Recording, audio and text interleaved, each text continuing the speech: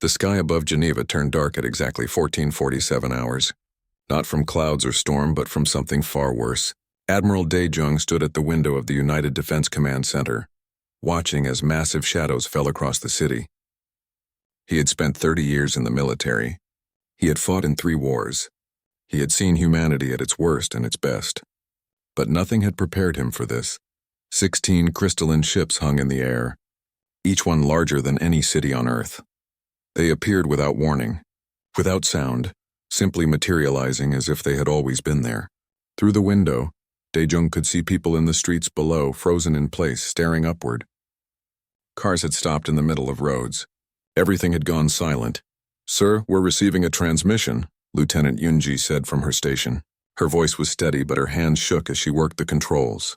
"It's broadcasting on every frequency. Radio, television, internet, even emergency channels. They're everywhere." "Put it through," Dae-jung said quietly.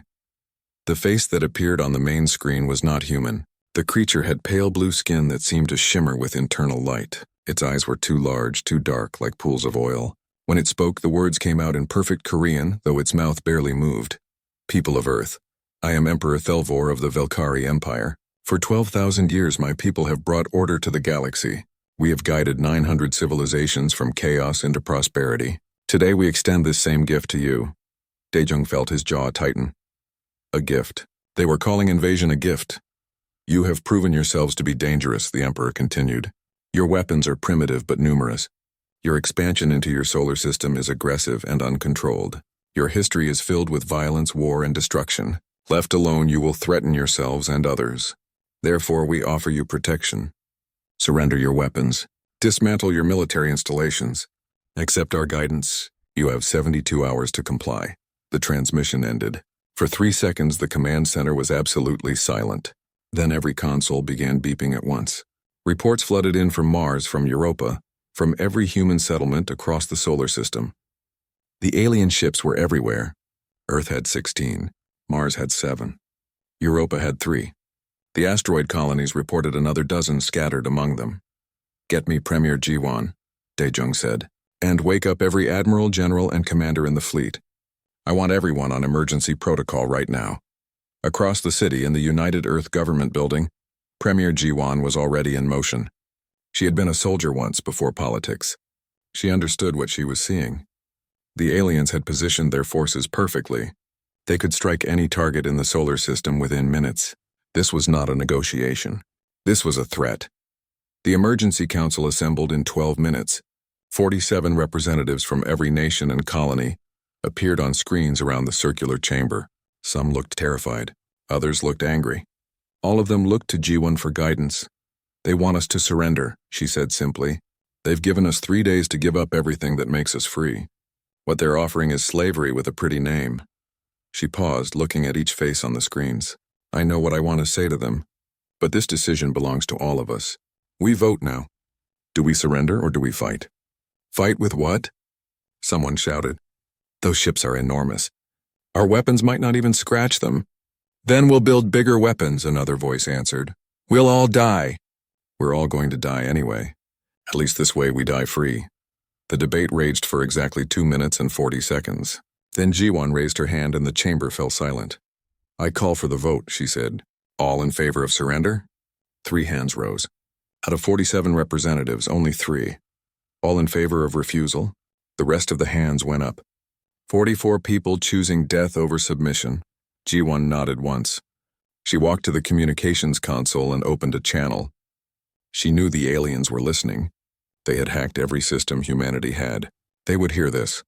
"This is Premier Ji-won of the United Earth Government speaking on behalf of humanity." Her voice was calm, clear, and absolutely firm. "We have considered your ultimatum. Our answer is no. We decline. 3 seconds. That's how long it took from the end of the Emperor's ultimatum to humanity's response. 3 seconds to reject slavery and choose war. In the Defense Command Center, Admiral Dae-jung allowed himself the smallest smile. Then he turned to his officers. "You heard the Premier. We're going to war. Lieutenant Yoonji, I want every ship combat ready within the hour. Contact Mars and Europa. Tell Commander Taiho to activate all defensive positions. Tell the asteroid colonies to evacuate civilians and prepare for siege." "Sir?" a young officer said hesitantly. What's Protocol Defiance? Daejung had hoped they would never need it. Protocol Defiance was the plan for fighting an enemy they couldn't possibly defeat. It was guerrilla warfare on a solar system scale. Hit and run, ambush and retreat. Make every inch of space cost the enemy dearly. It means we don't fight fair, Daejung said. It means we use every dirty trick, every desperate tactic, everything we've got. They want a war? We'll give them one they never forget. On the military base outside Geneva, Captain Hana was already running toward her ship. The Phoenix was the fastest interceptor in the human fleet, built with experimental engines that could accelerate faster than any other craft. It was also completely untested in real combat. Hana didn't care. She had been waiting her whole life for this moment. Captain, you're not authorized for launch, a ground controller shouted over the radio. I am now, Hana replied, firing up the engines. The Admiral's orders just came through. All pilots to combat stations. I'm going to get a close look at those alien ships. Someone needs to find their weak spots. That's a suicide mission. Then I better make it count. The Phoenix shot into the sky like an arrow, leaving a trail of blue fire behind it. Hana punched through the atmosphere in 90 seconds and found herself face to face with one of the alien motherships. Up close, it was even more terrifying. The crystalline hull seemed to pulse with energy. She could see smaller ships moving around it like insects around a hive. Phoenix to command, she said. I'm running a full sensor sweep. Get ready to record everything. She dove toward the mothership, her fingers dancing across the controls. The Phoenix twisted and turned, its sensors drinking in every detail. Hull composition, energy signatures, weapon placements, shield frequencies. Every bit of data went straight back to Earth. Then the mothership noticed her. A lance of purple energy slashed through space, missing the Phoenix by meters. Hana laughed wildly and dove lower. They're slow, she reported. Their weapons are powerful, but they can't track fast targets well. We can use that. More energy beams cut through the darkness. Hana weaved between them like she was dancing. Her neural implants processing the combat data faster than any computer. She could see the patterns, predict where the next shot would come before it fired. Phoenix returned to base immediately. Admiral Daejung's voice crackled over the radio. You've got what we need. Just one more pass, Admiral. That's an order. Captain. Hana sighed and pulled away from the mothership, pointing the Phoenix back toward Earth. As she accelerated away, she saw something interesting. Just for a moment, when the mothership fired its main weapon, the shields around it flickered. It was barely noticeable, maybe a fraction of a second, but it was there. Admiral, she said quietly, I think I found something. Back on Earth, Dr. Minho was listening to the alien transmissions, analyzing every word, every pause, every inflection. As a xenolinguist, he had spent his career preparing for first contact. He had just never imagined it would be like this. But he was noticing something strange. The way the Emperor spoke. The words he chose. This wasn't the language of conquerors. This was the language of parents scolding children. The Velkari didn't see humanity as enemies. They saw humanity as dangerous children who needed to be controlled for their own good. They've never had anyone say no before, Minho said aloud. In all their history, everyone surrendered. They don't actually know how to fight a real war. The officer next to him looked up. What do you mean? I mean, they're not expecting us to fight back. They think we'll realize we're outmatched and give up. This is just intimidation to them, not actual combat. If we hit them hard enough, fast enough, we might actually surprise them. The officer stared at him. Are you saying we have a chance?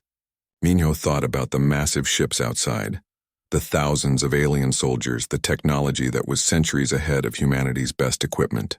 Then he thought about Premier Jiwon's voice saying, we decline without hesitation.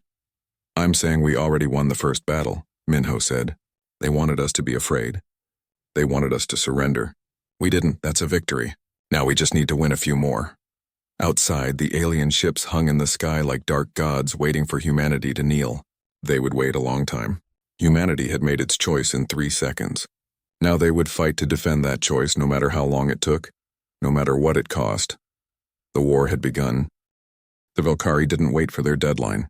48 hours after the ultimatum, their ships moved into attack position. Admiral Daejung watched the displays in the command center as red dots descended toward Earth's orbital platforms. The aliens were coming early, probably thinking humanity would panic and surrender when the first shots were fired. They were wrong. All platforms, weapons free. Daejung ordered calmly. Target the lead ships. Fire everything we have. Earth's orbital defense platforms opened up simultaneously. Railguns, missiles, laser batteries, everything humanity had built over 50 years of space militarization. The weapons struck the Valkyrie shields in waves of fire and energy. For a moment, the crystalline hulls disappeared behind explosions. Then the smoke cleared. The shields held. Not a single mark on the alien vessels. Shields at 98%, Lieutenant Yunji reported, her voice tight with worry. Our weapons barely touched them. Then we hit them harder, Daejung said. Captain Hana, you're cleared for engagement. Show them what the Phoenix can do.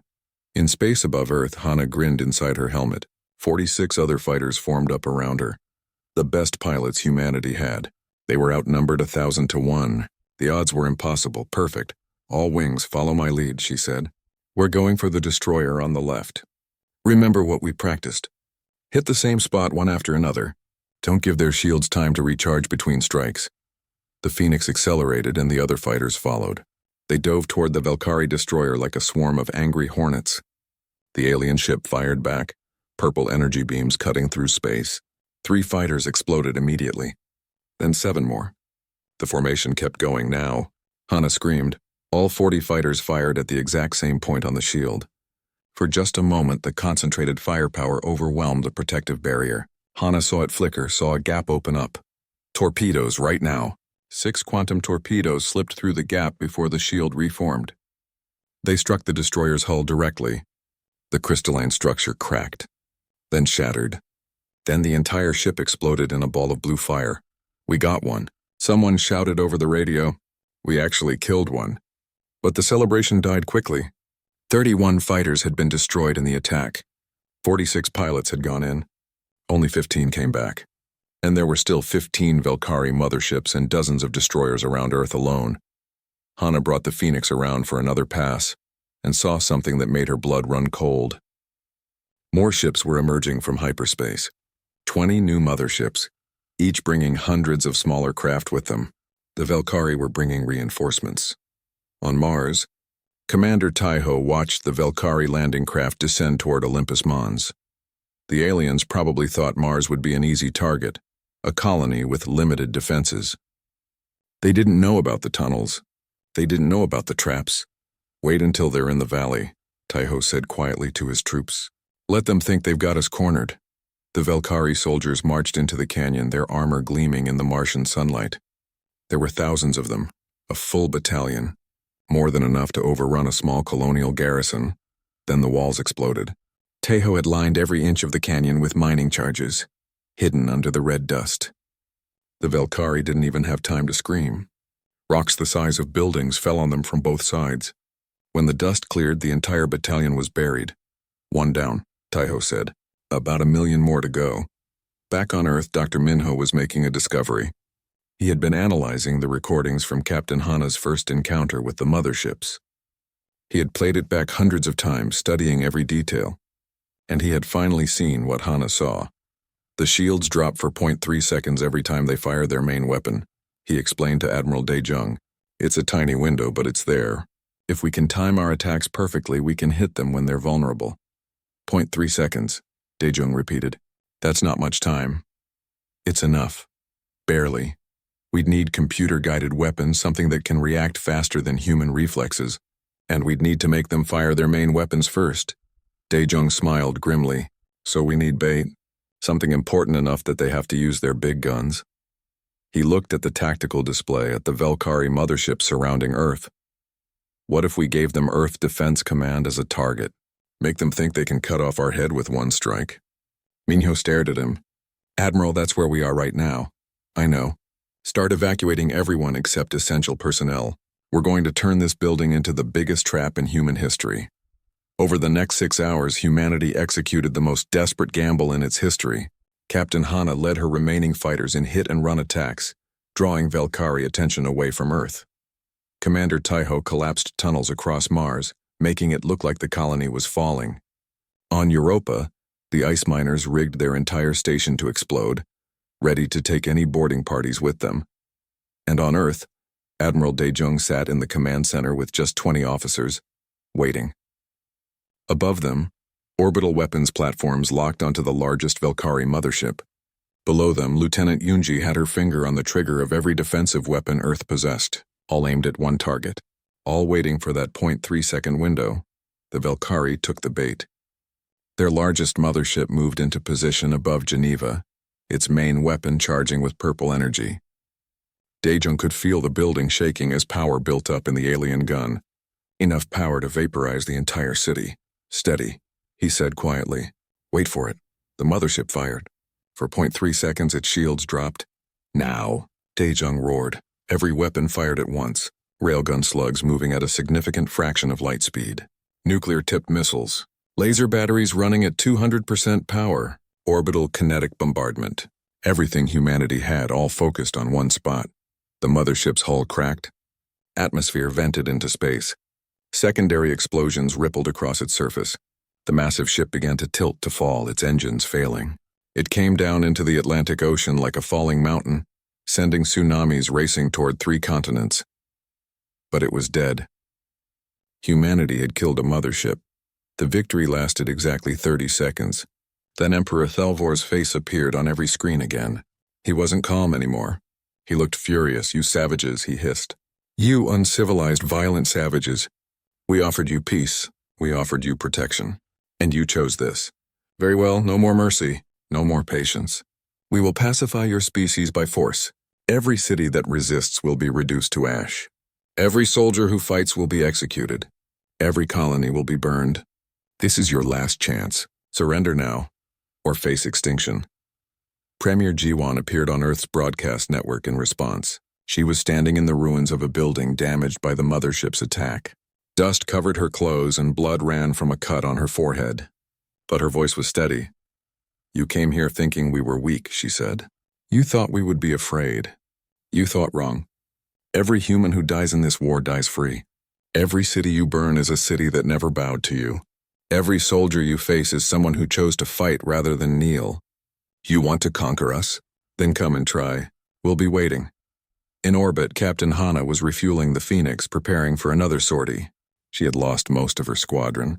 She was exhausted, running on stimulants and pure adrenaline, but she was grinning. Did you hear that speech? She asked her co-pilot over the radio. I think I'm in love with our premier. Focus, Captain. More Valkyrie ships incoming. Good. I was getting bored.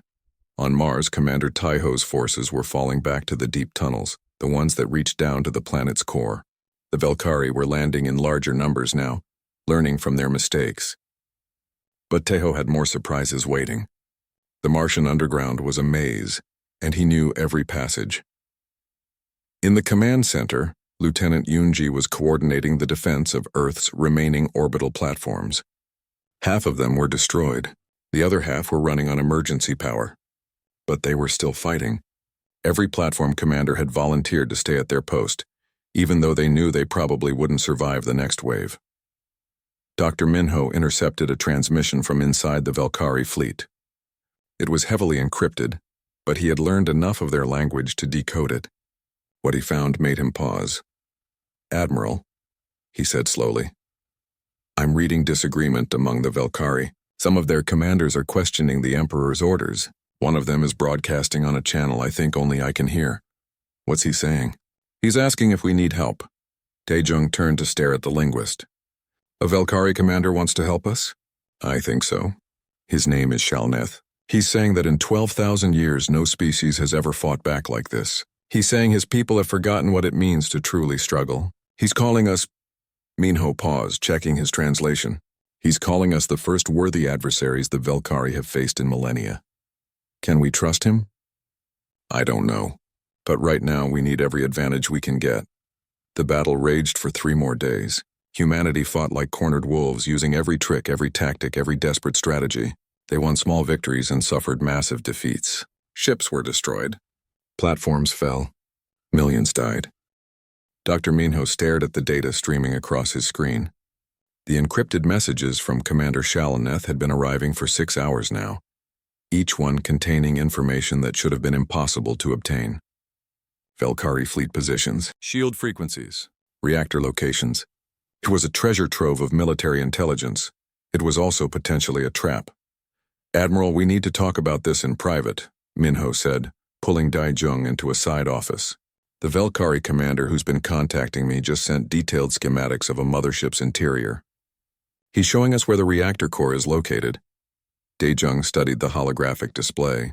The reactor core sat deep in the center of the ship, protected by layers of armor and shielding. Getting to it would require going inside the mothership itself. Ships couldn't shoot through the shields from outside, but soldiers inside the shields would be a different story. How do we get people inside? Daejung asked. That's the problem. We'd need to teleport them, and our teleportation technology is experimental at best. The teleportation project had been one of Earth's most classified research programs. Engineer Soman had been working on it for 5 years, trying to crack the physics of moving matter through space instantly. The theory worked. The practice was deadly. In testing, 60% of objects failed to materialize at their destination. They simply vanished into quantum uncertainty. Get me Soman, Daejung said. Now.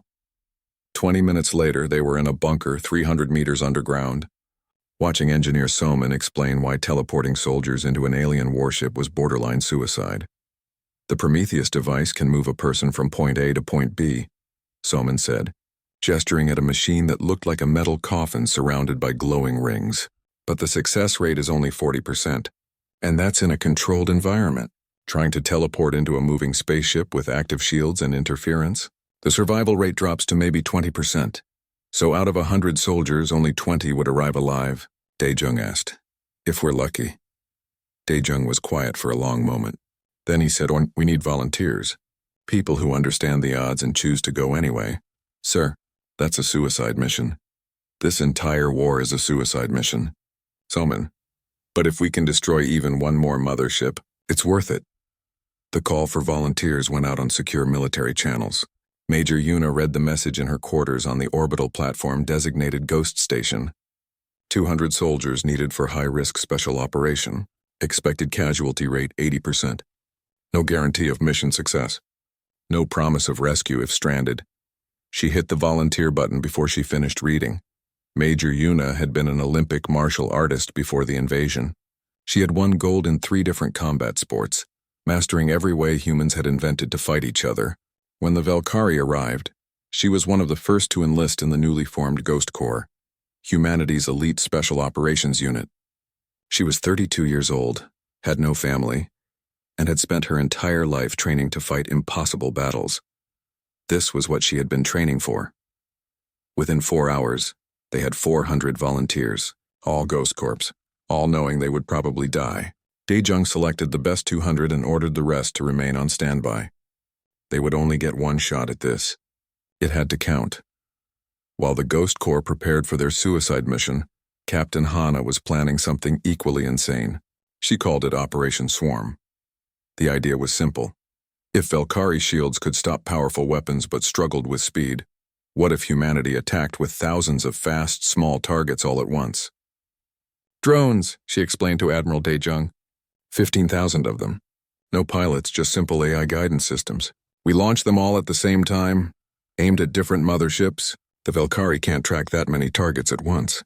Some will get through. Maybe enough to overwhelm their defenses. Where are we going to get 15,000 drones?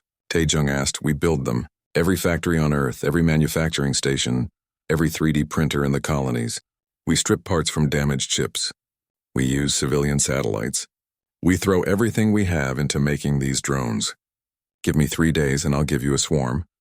Daejung looked at the tactical situation. The Valkyrie had taken up positions around Earth, waiting for their reinforcements to arrive. In 36 hours, 200 more motherships would emerge from hyperspace. Humanity would be facing complete annihilation. You have 2 days, Daejung said. Make it work. The next 48 hours were chaos. Every industrial facility on Earth switched to emergency production. Workers who had never built military hardware before learned how to assemble combat drones. Children helped sort components. Elderly engineers came out of retirement to optimize the designs. Entire cities became factories. On Mars, Commander Tejo was running out of tunnels to retreat into. The Valkyrie had landed an entire army and were systematically clearing the underground complexes. His forces were down to 300 soldiers from an original garrison of 2,000. They were low on ammunition, low on supplies, and running out of places to hide. Commander, One of his lieutenants said quietly, "We should consider evacuation. There's still time to get the civilians off planet." Tejo looked at the tactical map. If they evacuated, the Velkari would use Mars as a forward base. They would launch attacks on Earth from here. The war would be lost even faster.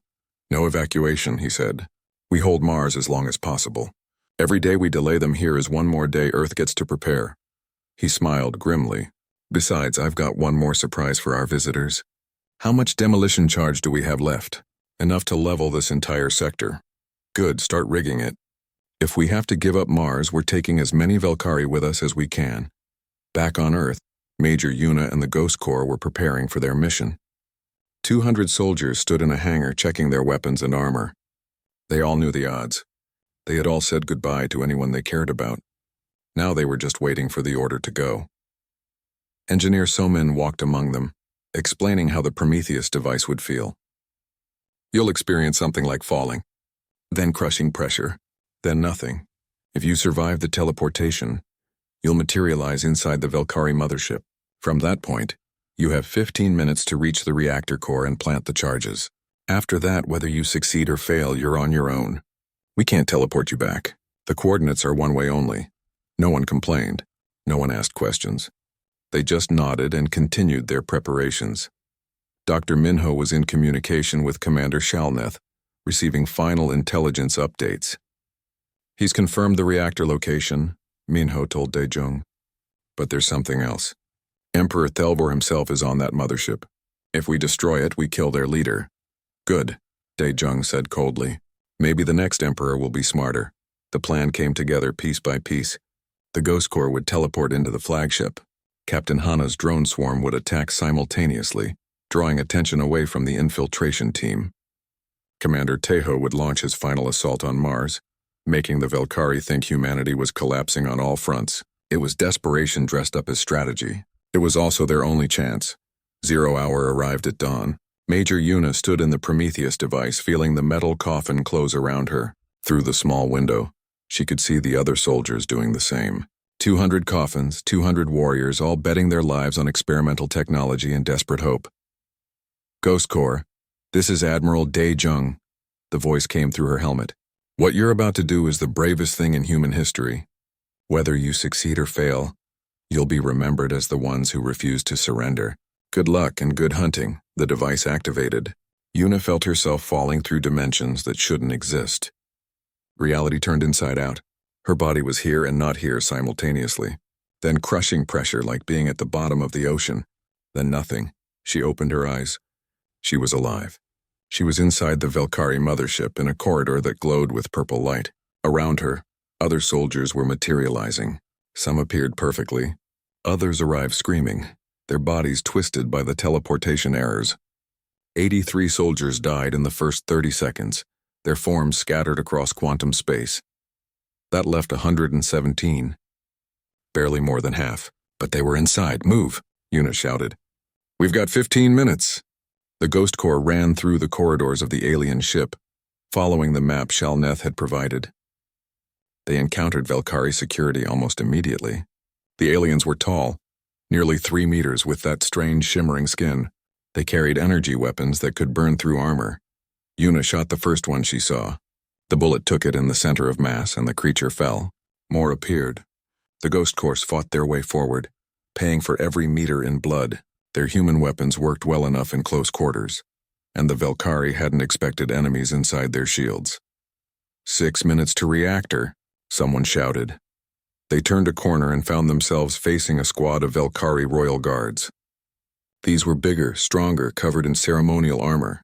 Behind them stood Emperor Thelvor himself, his eyes widening in shock. "How did you get inside my ship?" he demanded.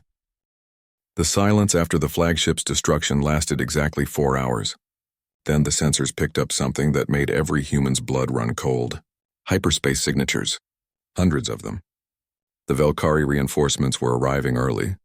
Admiral Daejung stood in what remained of the command center, watching the tactical display fill with red dots. 200 motherships, 3,000 destroyers, 50,000 fighters. It was an armada large enough to burn entire solar systems. And they were all coming here. "How long until they arrive?" he asked quietly. "36 hours," Lieutenant Yunji replied. Her voice was steady, but her hand shook. "Admiral, we can't fight that many. Even with everything we've done, even with all our victories, those numbers are impossible." "I know." Daejung looked around the command center. His officers were exhausted. Everyone was.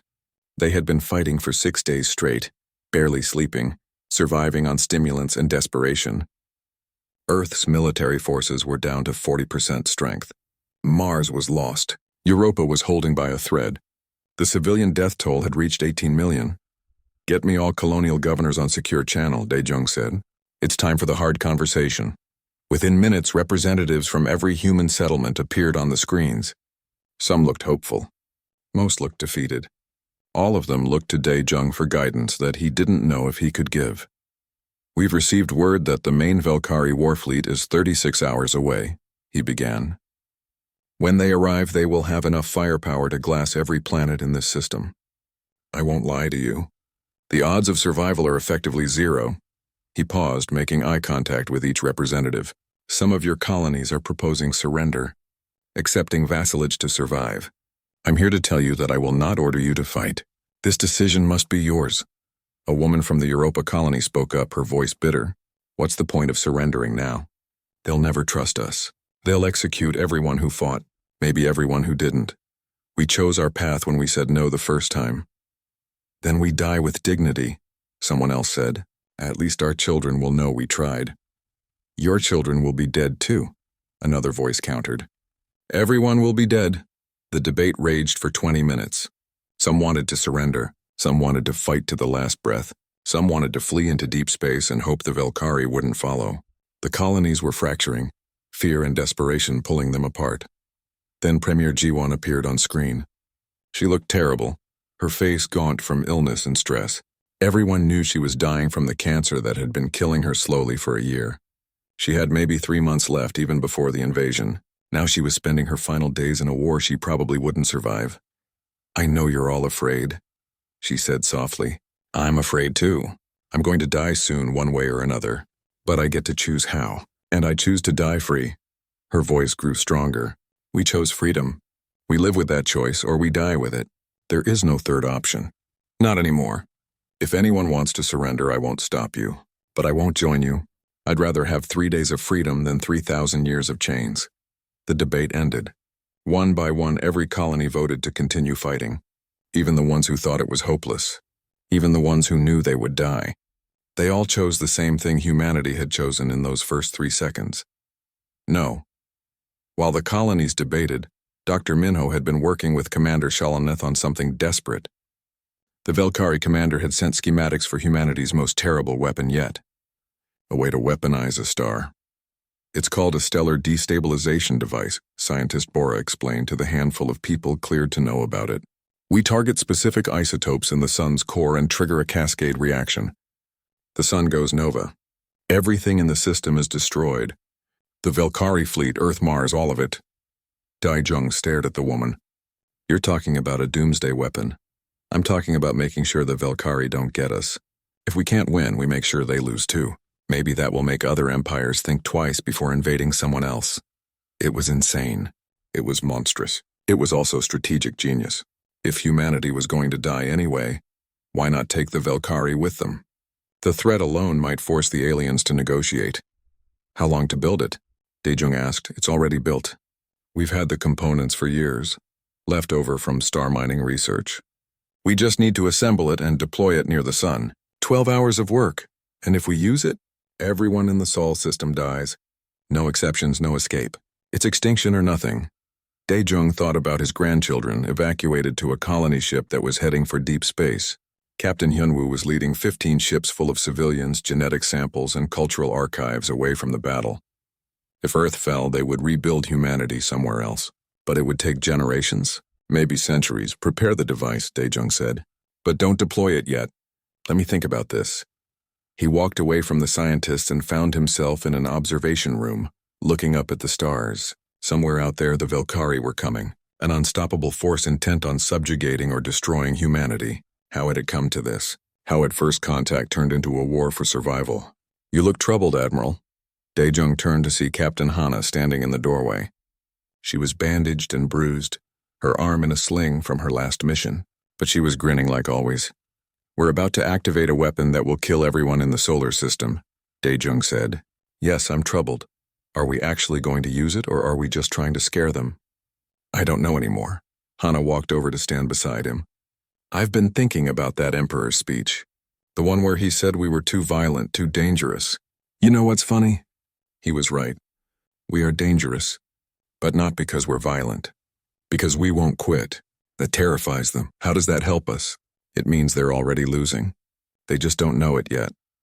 While they talked, Lieutenant Yoonji was making a discovery in the wreckage of destroyed Velkari ships. She had been analyzing the technology, trying to understand how it worked. What she found shocked her. "Admiral, you need to see this," she said over the communications channel. "The Velkari technology isn't actually superior to ours. It's just different. Their shields are better, yes. But their weapons? Their engines? Their computers? They're using 1,000-year-old designs. They haven't innovated in centuries." "What does that mean?" Dae-jung asked. "It means they've been so dominant for so long that they stopped trying to improve. They've been using the same tactics, the same strategies, the same weapons for 1,000 years because they never needed to change. They've never faced an enemy that forced them to adapt." Yoonji's voice grew excited. "Admiral, we can beat them. Not with superior technology, but with creativity. They don't know how to improvise." It was a small hope. A tiny spark in the darkness. But it was something. Dae-jung felt his mind starting to work again, moving past despair into strategy. "Get me Engineer Soman and every scientist we have," he ordered. "We've got 30 hours to come up with something impossible. Let's show the Velkari what humanity does best." The next 30 hours were a blur of desperate innovation. Soman proposed using captured Velkari technology combined with Earth's gravity research to create localized singularities, tiny black holes that would last only seconds but could tear apart anything they touched. The physics were theoretical. The engineering was untested. They had no idea if it would actually work. They built it anyway. Meanwhile, Captain Hana was training civilian volunteers to pilot fighters. They weren't good. Most of them had never been in combat. Some had never even been in space before, but they could follow orders and they could fly straight. Against impossible odds, sometimes quantity mattered more than quality. "Just point your ship at the enemy and fire," she told them. "Don't try to be clever. Don't try to be a hero. Just fly straight and trust the rest of us to cover you." A young woman raised her hand. "Captain, what's our survival rate?" "Honestly, maybe 1 in 10, maybe worse," Hana smiled sadly. "But if we don't fight, it's 0. At least this way we die trying." Every volunteer stayed. Not one backed out. On Mars, Commander Taiho and his remaining forces had sealed themselves in the deepest tunnels. The Velkari controlled the surface, but they hadn't found all the underground complexes. Taiho had 300 soldiers and enough supplies for maybe a week. After that, they would starve if the Velkari didn't find them first. "Should we try to evacuate?" one of his officers asked. "To where? Earth is about to be invaded by an armada. Europa is barely holding. There's nowhere safe in the system anymore." Taiho looked at his tactical display. "We stay here. We hit the Velkari whenever they get comfortable. We make them think about us when they're trying to sleep. We become ghosts that haunt them. For how long? Until we die or they leave. Whichever comes first." Back on Earth, Dr. Minho received a final message from Commander Shalneth. It was brief and coded, but the meaning was clear. The Velkari fleet was divided. Many commanders thought humanity should be negotiated with, not exterminated. Others, led by High Counselor Vexra, wanted total destruction. The Velkari Empire itself was fracturing over what to do with the species that had said no. The Velkari war fleet hung in space above Earth like a judge's hand raised to deliver sentence. 200 motherships, 3,000 destroyers, more firepower than humanity had faced in its entire history. Admiral Dae-jung watched them on the tactical display and felt strangely calm. Fear and hope had both burned away over the past days. All that remained was duty. "All ships report ready," Lieutenant Yoonji said. "We're as prepared as we're going to be." Dae-jung nodded.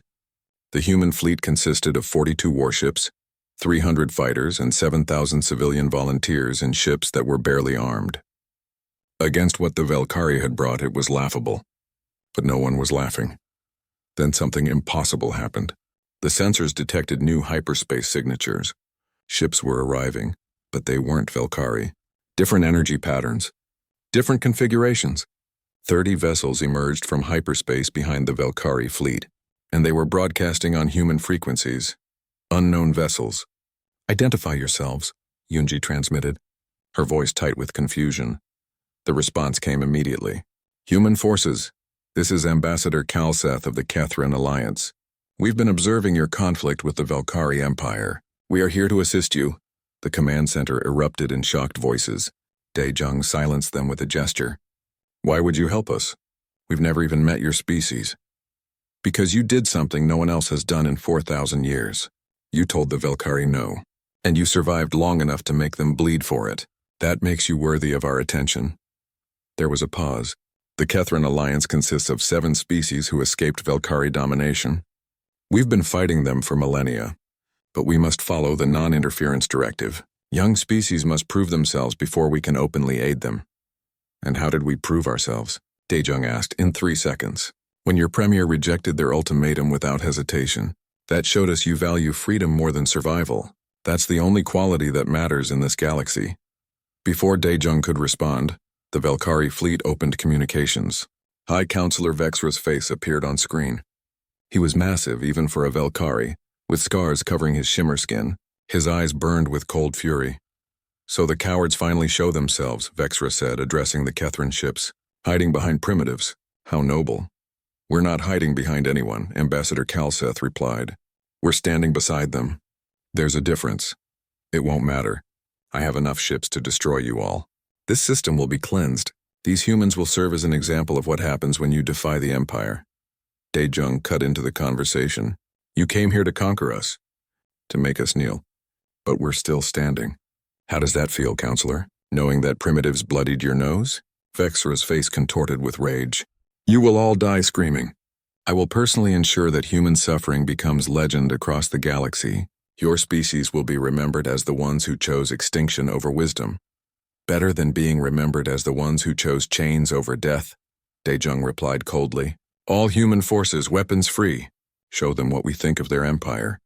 The battle began. The human fleet charged directly at the Velkari armada in what looked like a suicide attack. But it was a distraction. While the Velkari focused on the frontal assault, Captain Hana led her fighter wings around the enemy flanks. The Kethrin ships moved into position above and below the Velkari formation, their weapons beginning to glow with unfamiliar energy. Kethrin vessels are deploying anti-shield weapons, Yunji shouted. They're disrupting the Velkari protective barriers. Across space, the Velkari shields began to flicker and fail. The Kethrins had been fighting this enemy for 4,000 years. They knew every weakness, every flaw, every vulnerability. Technology the Velkari thought was invincible was being stripped away like paper. Human missiles and railgun fire suddenly found their targets. Velkari destroyers exploded. Motherships took damage. For the first time, the numerical advantage wasn't enough. The Velkari were facing an enemy that knew exactly how to hurt them, but Vexra wasn't done. Activate the cleansing fire, he ordered. Deep in the largest mothership, a weapon unlike anything humanity had seen before began to charge. It was a planet killer designed to burn entire worlds to ash. Aimed at Earth, it would turn the cradle of humanity into a lifeless rock. Detecting massive energy buildup in the flagship, Yunji warned. Whatever that is, it's going to fire in 3 minutes. Captain Hana didn't hesitate. All fighters on me. We're going to take out that weapon. Captain, that's suicide. Someone protested. So was everything else we've done this week. Let's go. 500 volunteer pilots followed Hana toward the flagship. Velkari point defense systems opened fire, filling space with deadly energy beams. Ships exploded left and right. Hana watched her tactical display fill with red X marks as pilots died. 200 volunteers, then 300, then 400, but the survivors kept flying. They reached the flagship and began their attack run on the massive weapon. It was exposed on the ship's ventral surface, a glowing sphere of contained energy that was pointed directly at Earth. Hit it with everything, Hana ordered. The remaining fighters opened fire. Missiles, lasers, kinetic weapons, everything they had. The weapon's protective shields held for a moment, then cracked under the sustained assault. Explosions rippled across its surface. Then Hana's ship took a direct hit. Her engines failed. Systems went dark. The Phoenix began to tumble through space, spinning toward the flagship's weapon. Eject! Eject! Her co-pilot screamed. Not yet, Hana said calmly. She adjusted her trajectory manually, using the last of her maneuvering thrusters. The dead ship spun faster, aimed like a bullet at the heart of the planet-killer weapon. "Now!" she shouted, hitting the ejection button. Her escape pod shot away from the Phoenix half a second before the ship crashed into the weapon at full speed. The resulting explosion was catastrophic. The planet-killer weapon detonated, and the energy meant to destroy Earth instead tore through the flagship itself. Secondary explosions rippled across the massive vessel. Its hull cracked. Atmosphere vented. The flagship, pride of the Velkari warfleet, began to die. Lieutenant Yunji watched from the command center as Hana's pod drifted away from the explosion. "Captain Hana has ejected." "Dispatching recovery ships." But the battle wasn't over. Engineer Soman activated her experimental gravity weapons. Across the battlefield, tiny singularities appeared, each lasting only seconds but each tearing apart anything nearby. 20 Velkari destroyers were consumed by miniature black holes. The impossible physics became reality, and the Velkari began to retreat in confusion. Then Dr. Minho received a transmission from inside the Velkari fleet. It was Commander Shalaneth, broadcasting on an open channel that every Velkari ship could hear. "This is Commander Shalaneth to all Velkari forces. I am declaring the orders of High Counselor Vexra unlawful and void. He has been lying to you. He has been hiding our defeats from the Velkari people. He ordered the use of a planet-killer weapon, which violates our own military code. I am calling for his immediate arrest." The Velkari fleet hesitated. Ships stopped firing. Formations broke apart. The unity that had made them invincible was cracking. Vexra appeared on all channels, his face twisted with rage. "Shalneth is a traitor. All ships, destroy the humans!" "That is a direct order." But half the Velkari fleet didn't move. Some ships began to turn toward Vexra's flagship instead of Earth. The Empire was tearing itself apart. Admiral Daijung saw the opportunity. "All ships, focus fire on the command vessels." "While they're fighting each other, we hit them hard." The human and Kethran forces pressed their advantage. More Velkari ships exploded. The armada that had come to exterminate humanity was collapsing into chaos. Ships were fleeing, surrendering, or fighting each other. In the ruins of his flagship, High Counselor Vexra tried to regain control, but his own officers refused his orders. One of them, a young commander, drew her weapon and aimed it at him. "You brought dishonor to the Empire," she said quietly. "That is unforgivable." The shot echoed through the command bridge. Vexra fell, and the Velkari invasion died with him.